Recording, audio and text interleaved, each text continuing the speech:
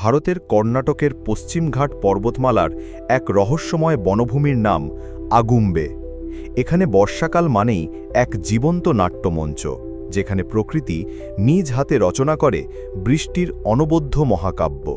মেঘে ঢাকা আকাশ, ধারাবর্ষণ, পাহাড়ি ঝর্ণা আর সবুজ মোড়ানো গাছগাছালি যেন মিলে সৃষ্টি করে এক নতুন জীবজগতের ছন্দ। এখানে প্রতি বছর প্রায় ৭,০০০ মিলিমিটার বৃষ্টিপাত হয়, যা আগুম্বেকে ভারতের অন্যতম ওয়েটেস্ট প্লেস হিসাবে পরিচিত করেছে। এই অতিবৃষ্টির কারণে এখানে গড়ে উঠেছে এক বিপুল, জটিল এবং বৈচিত্র্যপূর্ণ ইকোসিস্টেম, যা বর্ষাকালে আরও স্পন্দিত হয়ে ওঠে। বর্ষার সঙ্গে সঙ্গে গাছের পাতায় জমে ওঠে জল, আর তাতে জন্ম নেয় লাখো রকমের পোকামাকড়।